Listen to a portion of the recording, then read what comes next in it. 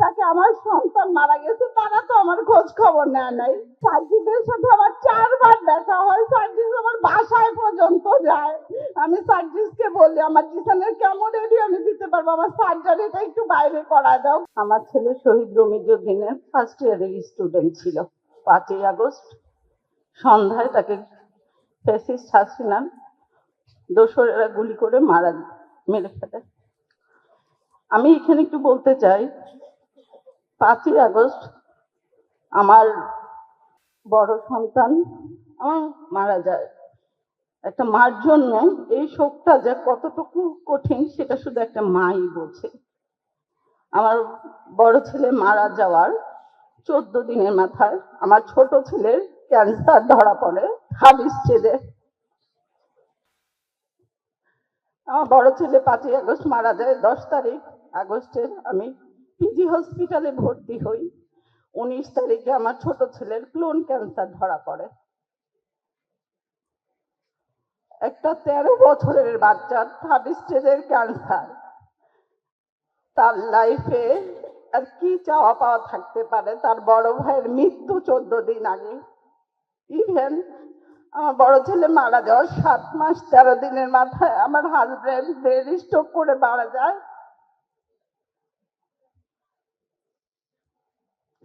2025 মার্চের 18 তারিখ 17 রোজায় লাইফের এই পর্যায়ে আমি আমার ছোট ছেলের হারানোর আর কি আছে? আমি এই দুঃসময়ে আমার ছোট ছেলেকে বাঁচানোর লড়াই এতটা অসহায় হয়ে যায় যে আমি তখন তত্ত্বাবধায়ক সরকারের কাছে যাওয়ার পরেও তারা আমার বিন্দু মাত্র সাহায্য করে না। আমি স্বাস্থ্য উপদেষ্টার কাছে 3বার আমার এই অসুস্থ ছেলেটাকে নিয়ে যেয়ে সারাদিন বসে থাকি কেমো দেওয়ার পরে উনি আমাকে বলে ওনার হাতে কিছু নেই, আমার সন্তানই ট্রিটমেন্ট পায় না, কারণ ও শহীদের ভাই। এই খবর কোনোভাবে আমরা বিএনপির পরিবার কাছে পৌঁছায়। আমি শুধু আমার ছেলের 3টা কেমো খুব কষ্ট করে প্রোভাইড করি। 4 নাম্বার কেমো থেকে আল্লাহর রহমতে জনাব তারেক রহমানের পরিবার, আমরা বিএনপির পরিবার আমার পাশে পাই। জীবনে বাঁচার লড়াইয়ে ওনারা আমার ছেলের পাশে আর আমার পাশে কিভাবে ছিলেন হয়তো আমি আপনাদের বুঝাইতে পারবো না।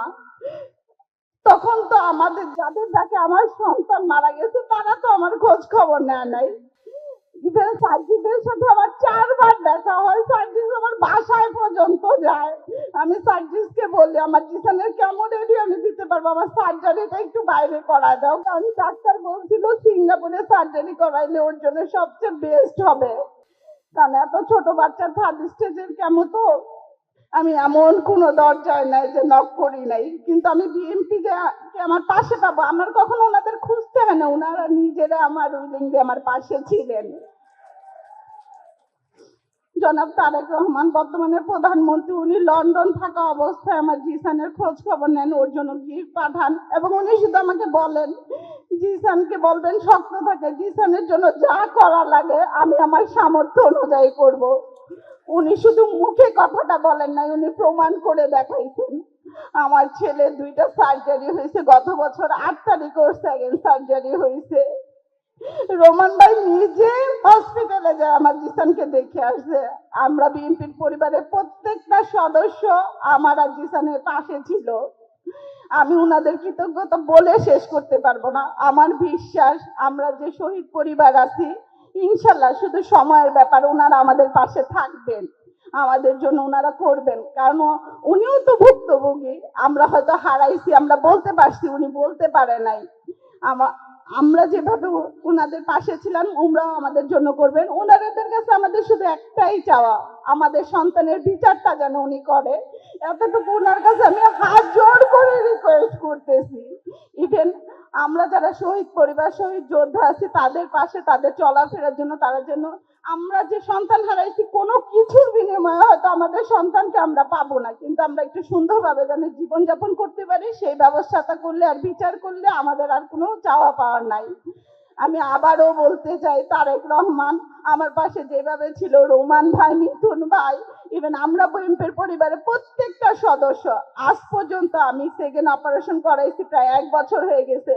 আমি হয়তো ফোন দিয়ে বলি ভাইয়া জিসানের এইটা লাগবে, আমার বলতে দেরি, আমার একদিন সময় লাগে ওইটা আমার কাছে পৌঁছায় যাইতে।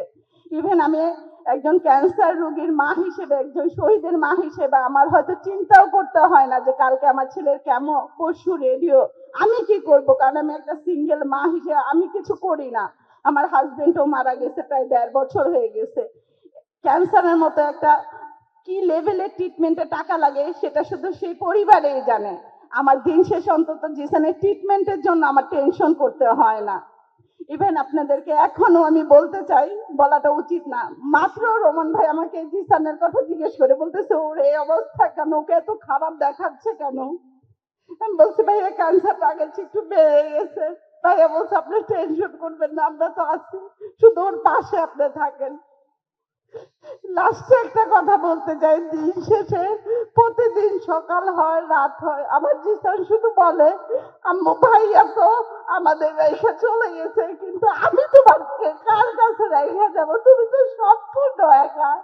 আমি ওকে বলতে পারি না যে বাবা ইনশাল্লাহ তুমি সুস্থ হয়ে যাবা, বলি আম্মু ইনশাল্লাহ আম্মা আল্লাহ তোমাকে সুস্থ করে আমার কাছে দিয়ে যাবে।